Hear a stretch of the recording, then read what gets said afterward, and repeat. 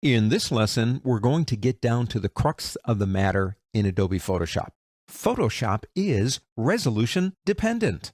Every image in Photoshop is made up of little tiny pixels, and those little tiny pixels eventually get so small that we can't resolve them anymore, and our mind takes over, and color memory takes over, and we see a photograph. Most of you have done what I'm about to do.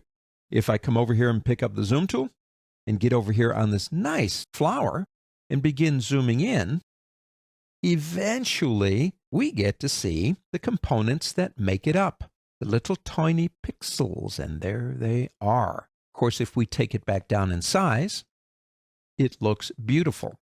The term resolution was co-opted from another time.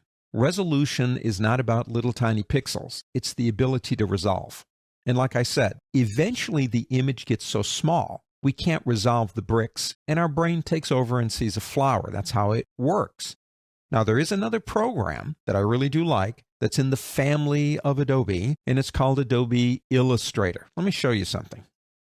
Here's basically the same flower in Adobe Illustrator. Now, in Adobe Illustrator, this is a vector. It was drawn as vector.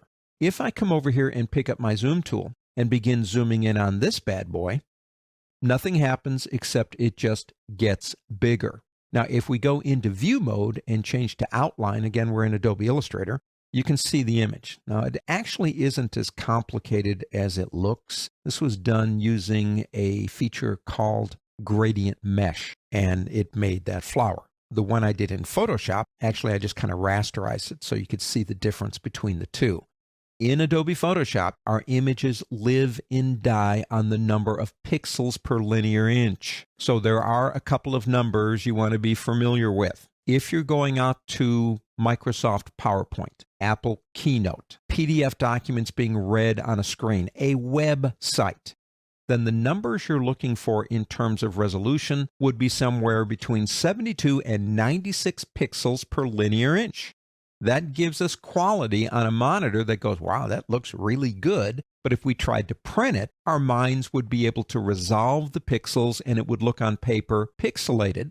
So if you're going out to paper, the magic number to remember in almost all cases is 300 pixels per linear inch. Now, we'll talk about later how we change all this stuff, how we make it better, how we make it worse, whatever we want to do. But if you're going out to things that deal with monitors or projection systems, PowerPoint, whatever, 72 to 96 is a pretty safe bet. 300 is more safe if you're going to print. Understand the one difference. The more bricks in the wall, the bigger the file. The more bricks in the wall outside in the real world, the heavier the wall gets. Our files get bigger. So we're doing a trade-off here in deciding on how big to make the file using a lot of different features. One of those is the resolution. Remember that. In Adobe Photoshop, images live or die, depending on what you're doing with them, by the resolution.